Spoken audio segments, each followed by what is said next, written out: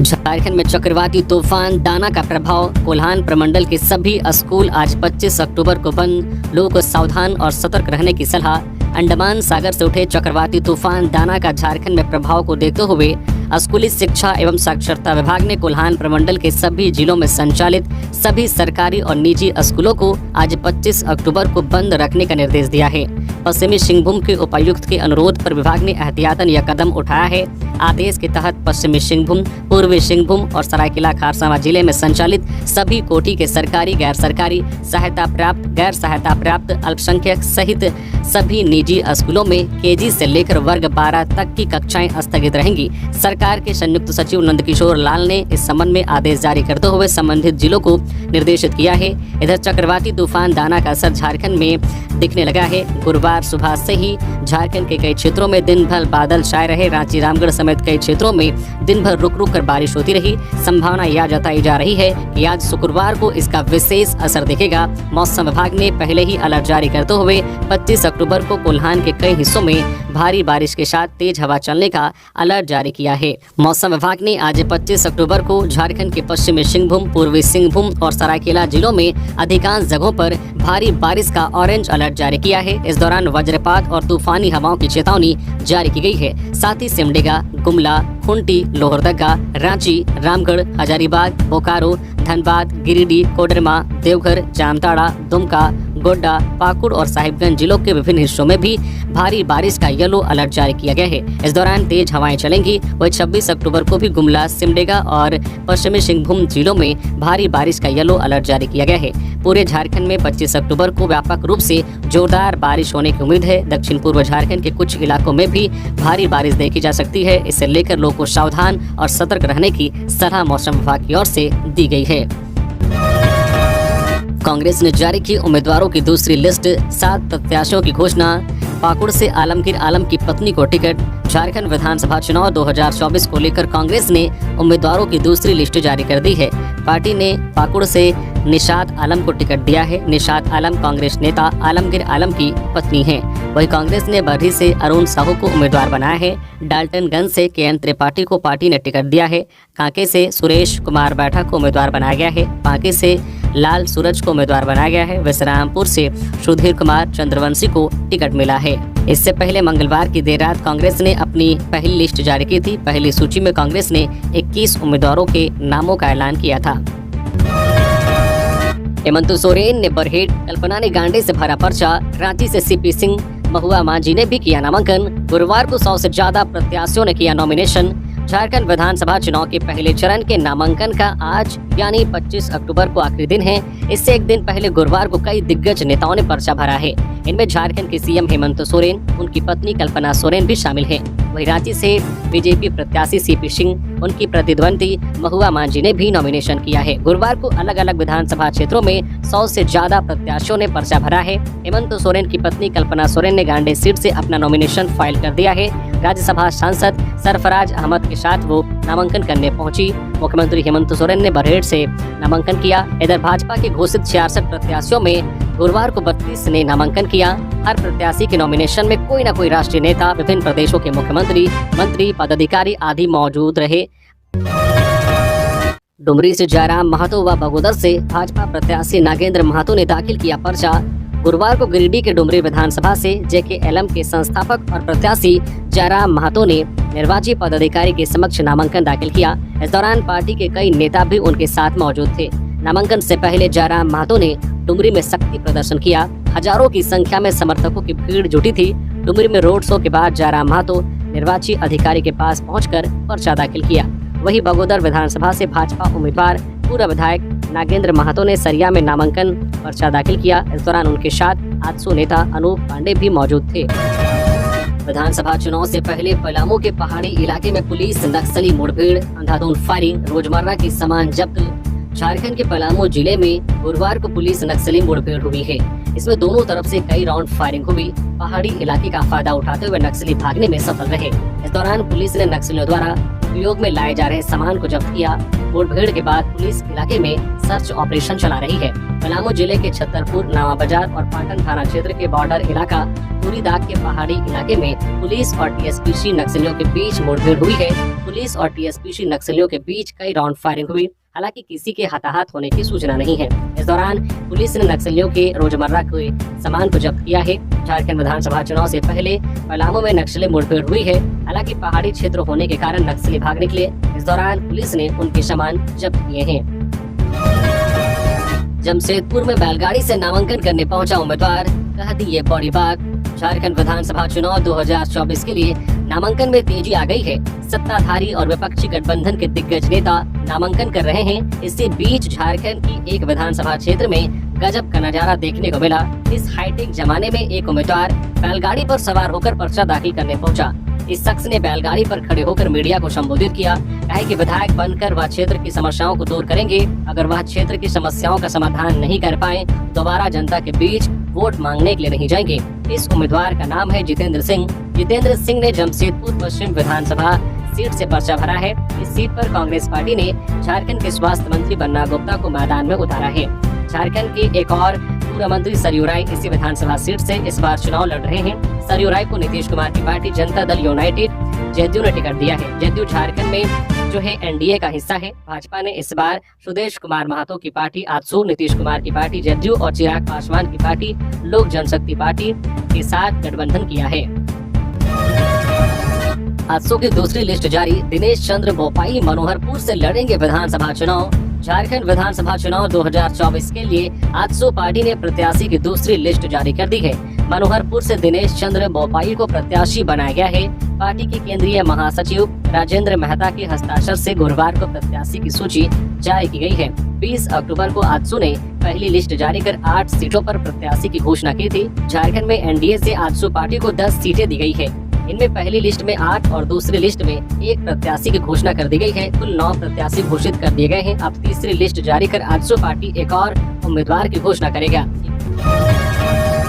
NDA सरकार बनने पर हर महीने महिलाओं के खाते में आएंगे 2100 रुपए। बाबूलाल मरांडी। भाजपा प्रदेश अध्यक्ष एवं पूर्व मुख्यमंत्री बाबूलाल मरांडी ने गिरिडीह में नामांकन सभा में कहा है कि राज्य में कानून व्यवस्था पूरी तरह ध्वस्त हो गई है। आए दिन हत्या और अपहरण की घटनाएं घट रही है। यहाँ बहू बेटी तक सुरक्षित नहीं है। सरकार का काम अपराधियों को गिरफ्तार कर जेल में डालना है, लेकिन राज्य सरकार खुद वसूली में लगी हुई है। मरांडी ने कहा कि पहले गाँव में सड़क नहीं होती थी, पुल पुलिया भी नहीं होते थे। ये हालात देखकर लगता था कि कभी सड़कें या पुल पुलिया बनेंगे भी या नहीं, लेकिन केंद्र में नरेंद्र मोदी की सरकार बनने के बाद गांव-गांव तक सड़कें बनाई गई और घर घर तक बिजली पहुंची। भारतीय जनता पार्टी जो कहती है उसे पूरा करती है। इस दौरान बाबूलाल ने आगे कहा है कि प्रधानमंत्री नरेंद्र मोदी ने संकल्प लिया है कि कोई भी गरीब पक्के छत के बिना नहीं रहेगा, सबको पक्का मकान दिया जाएगा। एक प्रोत्साहन राशि भी छात्रों के लिए है जो बीए और एमए पास करके रोजगार और नौकरी की तलाश करते हैं। उन्हें भी प्रत्येक महीना 2 वर्षों तक 2000 रुपए दिए जाएंगे ताकि बच्चे जो प्रतियोगिता की तैयारी कर सके। कोडरमा में नीरा यादव, सुभाष यादव और शालिनी गुप्ता समेत 9 लोगों ने दाखिल किया पर्चा। विधानसभा चुनाव को लेकर गुरुवार को कोडरमा से भाजपा से डॉक्टर नीरा यादव, राजद प्रत्याशी सुभाष यादव, निर्दलीय प्रत्याशी शालिनी गुप्ता समेत अन्य उम्मीदवारों ने अनुमंडल पदाधिकारी रिया सिंह के समक्ष अपना नामांकन दाखिल किया। भाजपा प्रत्याशी डॉक्टर नीरा यादव के नामांकन में शामिल होने बिहार के स्वास्थ्य मंत्री मंगल पांडे और महाराजगंज के सांसद जनार्दन सिंह सिग्रीवाल भी पहुंचे थे। नामांकन के दौरान डॉक्टर नीरा यादव ने कहा है कि कोडरमा से तीसरी बार भी भाजपा की जीत तय है। इस बार युवाओं के लिए रोजगार और हर प्रखंड में पुस्तकालय की स्थापना उनका मुख्य एजेंडा है। इधर सुभाष यादव के नामांकन में पहुंचे राजद नेता भोला यादव ने कहा है कि कोडरमा में पिछली बार कुछ वोटों से राजद पीछे थी, इस बार कोडरमा में सामाजिक न्याय की जीत होगी। वहीं निर्दलीय शालिनी गुप्ता ने कहा है कि कोडरमा में रोजी रोजगार बंद है और लोग पलायन करने को मजबूर हैं। यह चुनाव बदलाव का होगा। कोडरमा से गुरुवार को नामांकन दाखिल करने वालों में निर्दलीय सुनील कुमार सिंह, वीरेंद्र प्रसाद वर्मा, रौनक कुमार यादव, तालिब मंसूरी, ईश्वरी राणा और लक्ष्मण यादव भी शामिल हैं। गुरुवार को रहा mega nomination day. CP Singh सहित कई दिग्गजों ने भरा पर्चा। चुनावी रण में झारखंड के कई दिग्गज नेता उतर आए हैं। 13 नवंबर को होने वाले पहले चरण के 43 विधानसभा सीटों के लिए नामांकन की अंतिम तारीख से ठीक एक दिन पहले प्रत्याशियों का जमावड़ा नामांकन स्थल पर लगा रहा। रांची, हटिया, कांके, मांडर सहित कई विधानसभा सीटों पर जमकर नामांकन होता देखा गया। रांची सीट से लगातार 6 बार से जीत रहे सीपी सिंह ने नामांकन दाखिल किया। नामांकन दाखिल करते हुए सीपी सिंह ने एसडीएम के समक्ष 2 शेड में नामांकन पर्चा भरा। सीपी सिंह को उम्मीद है कि रांची की जनता 7वीं बार जरूर सेवा करने का मौका देने का काम करेगी। उन्होंने कहा कि रोटी, बेटी और माटी के मुद्दे पर जनता के बीच वो जाने का काम करेंगे। वहीं हटिया विधानसभा सीट से लगातार 3 बार से जीत रहे नवीन जायसवाल ने बीजेपी की ओर से नामांकन पर्चा दाखिल किया। बीजेपी की ओर से चुनावी मैदान में उतर रहे डॉक्टर जीतू चरण राम ने कांके सीट से नामांकन दाखिल करते हुए अपनी जीत का दावा किया है। जीतू चरण राम के साथ संजीव विजयवर्गीय, समरीलाल मौजूद रहे। वहीं मांडर से बीजेपी ने सन्नी टोप्पो को चुनावी मैदान में उतारा है। उन्हें भी गुरुवार को बीजेपी प्रत्याशी के रूप में इस सीट से नामांकन पर्चा दाखिल किया है। जामताड़ा में वाहन जांच के दौरान स्कूटी की डिक्की से मिले 10 लाख रुपए कैश। मेहजाम पुलिस ने वाहन जांच के दौरान 9,76,950 रुपए कैश बरामद किया है। बताते चले कि विधानसभा चुनाव के मद्देनजर जामताड़ा जिला में इतनी बड़ी मात्रा में कैश मिलने का यह पहला मामला सामने आया है। मेहजाम की पुलिस ने वाहन जांच के दौरान एक स्कूटी की डिक्की से थाना मोड़ के पास कैश रुपए जब्त किया है। स्पेशल टीम मामले की जाँच कर रही है। 125 डेसिबल से कम ध्वनि वाले पटाखों की बिक्री की मिलेगी अनुमति। दिवाली की रात 8 से 10 बजे तक ही जला सकेंगे पटाखे। झारखंड राज्य प्रदूषण नियंत्रण परिषद ने दिवाली के मौके पर जलाए जाने वाले पटाखों और उसके लिए समय का निर्धारण कर दिया है। परिषद के सदस्य सचिव संजीव लोचन बक्सी ने इस संबंध में सूचना जारी करते हुए कहा कि राज्य के सभी 24 जिलों के शहरी क्षेत्रों में वायु गुणवत्ता स्तर अच्छी या संतोषप्रद श्रेणी में आता है। यहाँ ऐसे ही पटाखे बेचे जा सकेंगे जिनकी ध्वनि सीमा 125 डेसिबल से कम हो। साथ ही दिवाली के दिन पटाखे मात्र 2 घंटे शाम 8 बजे से रात 10 बजे तक ही जलाए जा सकेंगे। जो भी व्यक्ति इन निर्देशों का उल्लंघन करते पाए जाएंगे उन पर आईपीसी की धारा 188 एवं वायु अधिनियम 1981 की धारा 37 एवं अन्य सुसंगत अधिनियमों के तहत विधि सम्मत कार्रवाई संबंधित जिले के डीसी करेंगे। राज्य में दिवाली के अलावा छठ, क्रिसमस, नव वर्ष आदि त्योहारों के समय पटाखे मात्र 2 घंटे ही जलाए जा सकेंगे। दिवाली, गुरु पर्व पर रात 8 से 10 बजे तक, छठ में सुबह 6 बजे से 8 बजे तक, क्रिसमस और नव वर्ष के दिन मध्य रात्रि 11:55 से रात्रि 12:30 बजे तक पटाखे जलाए जा सकेंगे। रिक्शा चलाकर नामांकन करने पहुंचे प्रत्याशी का भ्रष्टाचार खत्म करना उनका उद्देश्य। विधानसभा चुनाव के लिए नामांकन की प्रक्रिया लगातार जारी है। बड़ी संख्या में प्रत्याशी नामांकन दाखिल करने पहुंच रहे हैं। इसी क्रम में गुरुवार को एक प्रत्याशी का अनोखा अंदाज सामने आया है। एक प्रत्याशी रिक्शे से नामांकन दाखिल करने पहुंचा। उसने रिक्शे से आने की जो वजह बताई वो भी काफी अलग है। दरअसल पांकी विधानसभा क्षेत्र से निर्दलीय प्रत्याशी विनय सिंह डांगी रिक्शा चलाकर नामांकन के लिए निर्वाचित पदाधिकारी के कार्यालय पहुंचे। विनय सिंह डांगी मूल रूप से पलामू के पांकी के सगालिम के रहने वाले हैं। विनय सिंह डांगी ने मीडिया को बताया कि वह मूल रूप से रिक्शा चालक हैं। उनके पिता भी रिक्शा चलाते थे। उन्होंने अपने पिता से रिक्शा चलाना सीखा। पिता की मौत के बाद वह रिक्शा चला रहे थे। फिलहाल वह मैकेनिक का काम करते हैं। पिता की तरह उन्होंने भी रिक्शा चलाकर नामांकन दाखिल करने जाने का सोचा। उन्होंने बताया कि आज हर जगह भ्रष्टाचार फैला हुआ है और भ्रष्टाचार को खत्म करना चाहते हैं, इसलिए चुनाव लड़ रहे हैं। उन्होंने बताया कि वह पांकी विधानसभा क्षेत्र से अपना नामांकन दाखिल कर रहे हैं और रिक्शा से ही प्रचार भी करेंगे। गिरिडीह में हाईवे पर डिवाइडर में टकराई ट्रिपल लोड बाइक, एक की मौत। बाइक सवार युवक की मौत गुरुवार को गिरिडीह के डुमरी रोड स्थित नेशनल हाईवे 19 में डिवाइडर में टकराने से हो गई। मृतक डुमरी के धनहरा गांव निवासी प्रीतम साहू का बेटा धर्मेंद्र साहू था, जिस बाइक में मृतक समेत 3 युवक सवार थे। जानकारी के अनुसार एक ही बाइक पर धर्मेंद्र साहू अपने 2 दोस्तों के साथ चुनाव के नामांकन में शामिल होने जा रहा था। इसी दौरान निमिया घाट थाना इलाके के नेशनल हाईवे 19 के समीप उसके बाइक का संतुलन बिगड़ा और वहीं एक डिवाइडर से टकरा गई, जिसमें धर्मेंद्र साहू की मौत हो गई। साथी की हालत देखकर उनके दोनों साथी वहां से फरार हो गए। इसी बीच जानकारी मिलने के बाद डुमरी की आजसू नेत्री यशोदा देवी समेत कई जो घटनास्थल पर पहुंचे। तो जानकारी मिलने के बाद निमिया घाट थाना पुलिस भी घटनास्थल पर पहुंची और शव को पोस्टमार्टम के लिए सदर अस्पताल भेज दिया।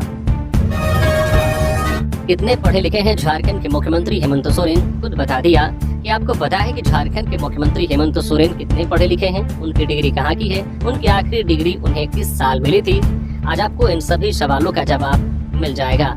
बड़े भाई दुर्गा सोरेन के असामयिक निधन के बाद राजनीति में कदम रखने वाले हेमंत सोरेन ने खुद बताया है कि वे कितने पढ़े लिखे हैं, उनकी डिग्री कहाँ की है, उनके पास जो उच्चतम डिग्री है वह किस साल की है। जी हाँ, हेमंत सोरेन ने झामू के टिकट पर साहिबगंज जिले की बरहेट विधानसभा सीट से झारखंड विधानसभा चुनाव 2024 के लिए नामांकन दाखिल किया है। इसके साथ ही उन्होंने एक शपथ पत्र दाखिल किया है जिसमें बताया है कि उन्होंने साइंस में इंटरमीडिएट तक की पढ़ाई की है। हेमंत सोरेन ने इस एफिडेविट में लिखा है कि उन्होंने बिहार के पटना यूनिवर्सिटी से इंटरमीडिएट ऑफ साइंस की डिग्री ली है। वर्ष 1994 में उन्होंने यह परीक्षा पास की थी। हेमंत सोरेन ने 24 अक्टूबर 2024 को शपथ पत्र देकर चुनाव आयोग को यह जानकारी दी है। इसमें उन्होंने अपने बारे में अन्य जानकारियां भी दी हैं। रांची रेंज कमिश्नर और डीआईजी ने विधानसभा चुनाव को लेकर किया इंटर स्टेट मीटिंग।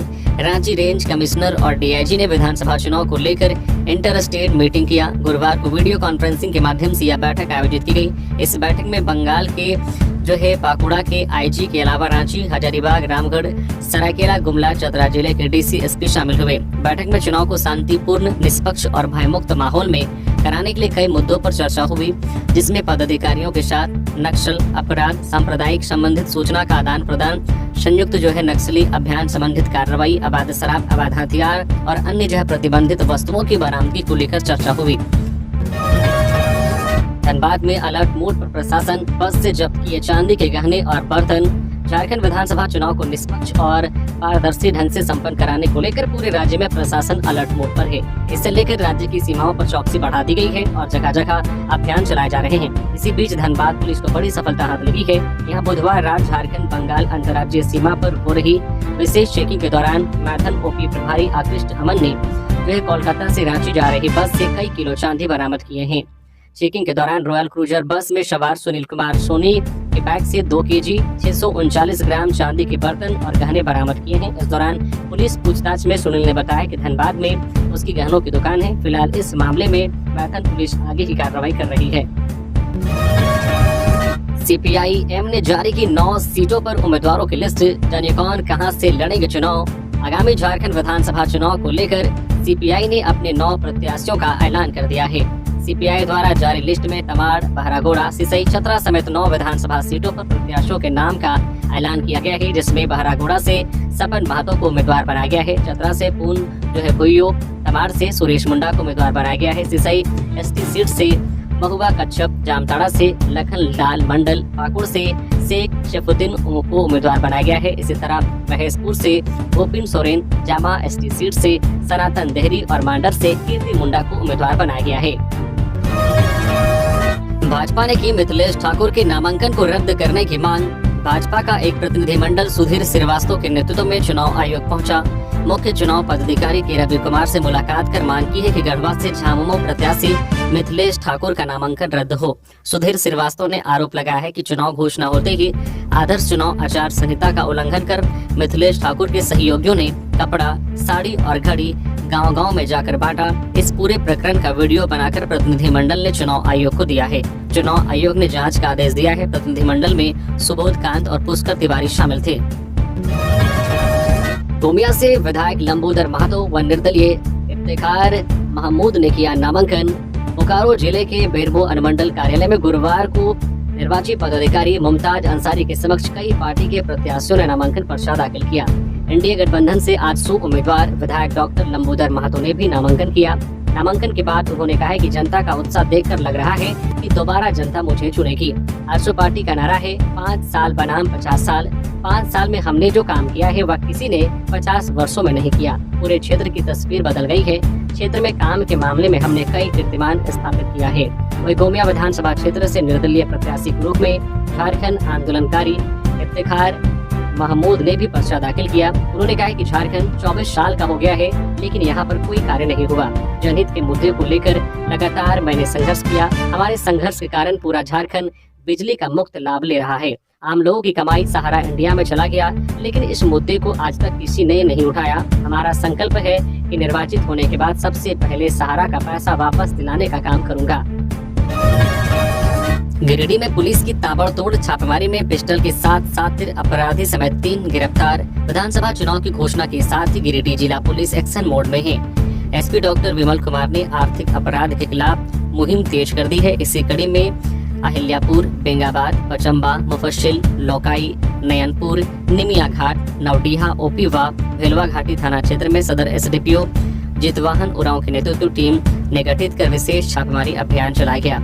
अहिल्यापुर थाना क्षेत्र से ऑटोमेटिक पिस्टल, कट्टा, मैगजीन व जिंदा कारतूस के साथ एक शातिर अपराधी को गिरफ्तार किया।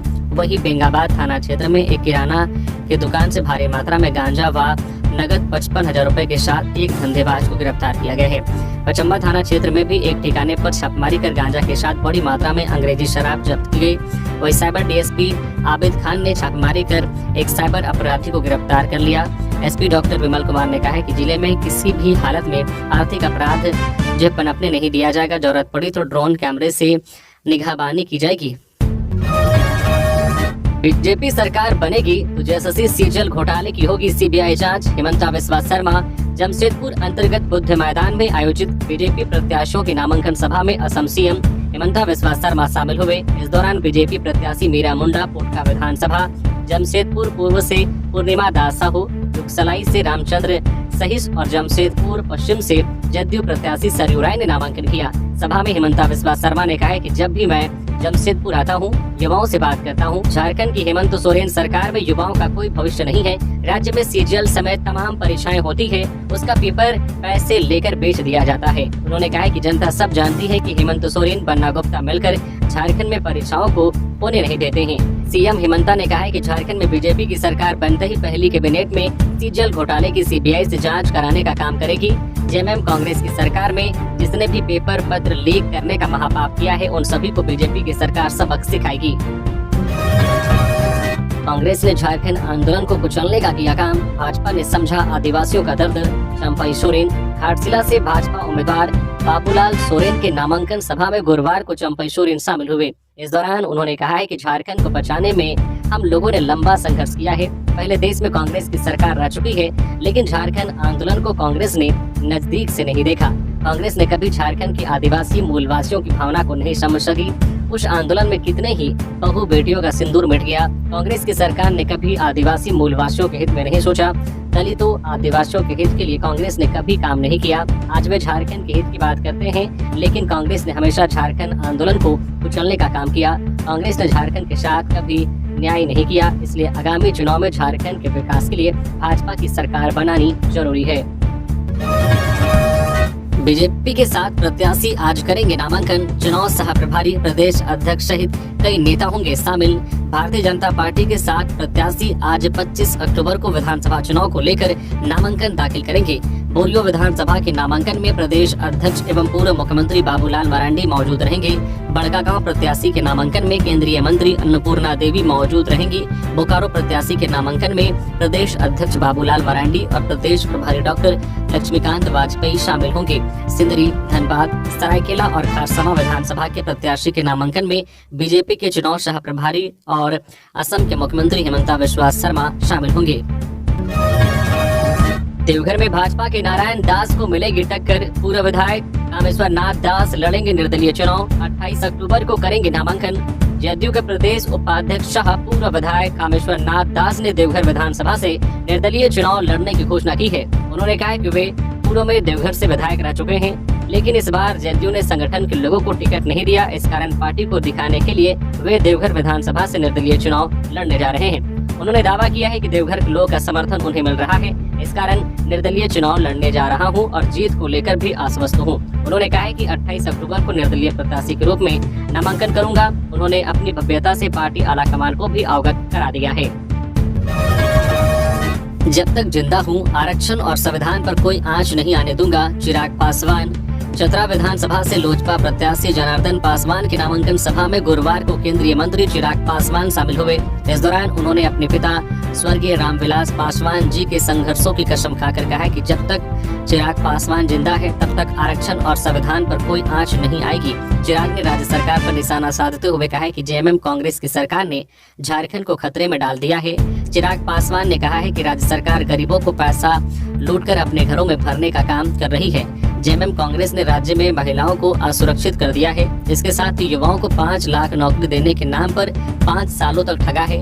इसी कारण झारखंड को भ्रष्टाचार और लूट की सरकार से मुक्त करने के लिए भाजपा की सरकार बनानी जरूरी है। मधु कोड़ा की याचिका पर आज शुक्रवार को सुप्रीम कोर्ट में होगी सुनवाई। हाईकोर्ट ने खारिज कर दी थी अपील। सुप्रीम कोर्ट झारखंड के पूर्व मुख्यमंत्री मधु कोड़ा की याचिका पर आज शुक्रवार को सुनवाई करेगा। मधु कोड़ा ने सुप्रीम कोर्ट से कोयला घोटाला मामले में अपनी दोष सिद्धि पर रोक का आग्रह किया है ताकि वह आगामी राज्य विधानसभा चुनाव लड़ सके। जस्टिस संजीव खन्ना, जस्टिस संजय कुमार और जस्टिस आर महादेवन की पीठ गुरुवार को कहा है कि देरी से फाइल मिलने के कारण गौर नहीं कर पाए हैं। इस कारण मामले पर शुक्रवार को सुनवाई होगी। बता दें कि इससे पहले दिल्ली हाईकोर्ट ने दोष सिद्धि पर रोक की अपील वाली मधु कोड़ा की याचिका को 18 अक्टूबर को खारिज कर दिया था। सीबीआई ने मधु कोड़ा की याचिका का विरोध करते हुए कहा है कि यह विचार योग्य नहीं है। जामताड़ा विधानसभा क्षेत्र से कांग्रेस प्रत्याशी इरफान अंसारी ने दाखिल किया नामांकन। झारखंड विधानसभा चुनाव की नामांकन प्रक्रिया जारी है। इसी कड़ी में गुरुवार को जामताड़ा विधानसभा क्षेत्र से कांग्रेस प्रत्याशी के रूप में इरफान अंसारी ने अपना नामांकन पत्र दाखिल किया है। अपने समर्थकों के साथ कोर्ट रोड स्थित आवास से वे पूरे तामझाम के साथ अनुमंडल कोर्ट परिसर तक पहुंचे। इसके बाद ईसीआई का गाइडलाइन फॉलो करते हुए 4 लोगों के साथ नामांकन दाखिल करने अनुमंडल पदाधिकारी अनंत कुमार के कार्यालय पहुंचे। यहाँ 2 सेट में उन्होंने नामांकन दाखिल किया। नामांकन प्रपत्र में उन्होंने अपनी संपत्ति और उनके ऊपर दर्ज मुकदमे का भी जिक्र किया। मतदान गति तेज करने पर चुनाव आयोग का फोकस। 25 अक्टूबर से हर मतदाता तक पहुंचाई जाएगी पर्ची। मुख्य निर्वाचन पदाधिकारी के रवि कुमार ने कहा है कि विधानसभा चुनाव में मतदान प्रतिशत और मतदान की गति बढ़ाने पर फोकस किया जा रहा है। इसके लिए मतदान कर्मियों को प्रशिक्षित भी किया जा रहा है। गुरुवार को निर्वाचन सदन धुरवा में पत्रकार वार्ता में उन्होंने कहा कि शुक्रवार से मतदाता सूचना पर्ची हर मतदाता तक पहुंचाने का कार्य शुरू होगा। 5 नवंबर तक यह प्रक्रिया जारी रहेगी। इस दौरान अपने ठिकाने पर अनुपस्थित मतदाता जिनका निधन हो चुका हो या जो किसी दूसरे स्थान पर चले गए हो, उनकी मतदाता सूचना पर्ची 5 नवंबर के बाद निर्वाचन पदाधिकारी के पास जमा करानी होगी। उस सूचना पर्ची का गलत उपयोग रोकने के लिए उसकी गिनती करते उसे सील बंद कर दिया जाएगा। उन्होंने मतदाताओं से अपील करते हुए कहा है कि मतदाता सूचना पर्ची में अंकित पार्ट नंबर और सीरियल नंबर को नोट कर ही मतदान करने जाएं। मतदाता सूचना पर्ची पर अंकित पार्ट नंबर और सीरियल नंबर को घेरे के भीतर दर्शाया जाएगा। सीरियल नंबर से मतदाताओं का नाम खोजने में समय जाया नहीं होगा। वही पार्ट नंबर से सही कतार में खड़ा होने की सहूलियत होगी, क्योंकि नाम से मतदाता की जानकारी खोजने में काफी समय बर्बाद होता है। इधर के रवि कुमार ने बताया कि आदर्श आचार संहिता लागू होने के बाद से अब तक लगभग 27 करोड़ के अवैध सामान और नकदी जब्त किए गए हैं। नामांकन प्रक्रिया शांतिपूर्ण ढंग से चल रही है। प्रथम चरण के नामांकन के लिए नामांकन की अंतिम तिथि 25 अक्टूबर है। बीजेपी प्रत्याशी भानु प्रताप सही ने भवनाथपुर सीट से दाखिल किया नामांकन पर्चा, किया रोड शो। बीजेपी प्रत्याशी भानु प्रताप सही ने पलामू लोकसभा निर्वाचन क्षेत्र के भवनाथपुर विधानसभा सीट से नामांकन पर्चा दाखिल किया है। उन्होंने गुरुवार 24 अक्टूबर को नामांकन पर्चा भरा और फिर रोड शो करते हुए गौसाई बाग पहुंचे। बता दें कि झारखंड विधानसभा चुनाव 2024 में भानु प्रताप सही चौथी बार भवनाथपुर से जीत दर्ज करने के लिए चुनावी मैदान में हैं। जगन्नाथपुर से गीता कोड़ा, मंगल सिंह बोबोंगा ने दाखिल किया नामांकन। एनडीए गठबंधन की तरफ से भाजपा प्रत्याशी के रूप में 24 अक्टूबर को जगन्नाथपुर 54 सीट से पूर्व सांसद गीता कोड़ा ने भारी तादाद में कार्यकर्ताओं की भीड़, पैदल भव्य रैली व गाजे बाजे के साथ जगन्नाथपुर अनुमंडल कार्यालय पहुंचकर नामांकन दाखिल किया। इससे पहले उन्होंने एक सभा को भी संबोधित किया। निर्दलीय प्रत्याशी के रूप में पूर्व विधायक साहब झारखंड आंदोलनकारी मंगल सिंह बोबोंगा ने भी भारी संख्या में समर्थकों के साथ नामांकन दाखिल किया। दोनों के अलावे गुरुवार को नामांकन करने वालों में मान सिंह तिरिया निर्दलीय, भारत आदिवासी पार्टी से समियल लागोरी, झारखंड पार्टी से लक्ष्मी नारायण गागराई निर्दलीय प्रत्याशी के रूप में ज्वाला कोड़ा ने नामांकन दाखिल किया। दुमका सीट से जेएमएम उम्मीदवार बसंत सोरेन ने किया नामांकन। दुमका विधानसभा से झामो के प्रत्याशी और वर्तमान विधायक बसंत सोरेन ने 24 अक्टूबर को नामांकन पर्चा भरा है। उन्होंने अनुमंडल कार्यालय में अपना नामांकन दाखिल किया। बता दें कि 2019 के विधानसभा चुनाव में बसंत सोरेन ने दुमका विधानसभा सीट से जीत हासिल की।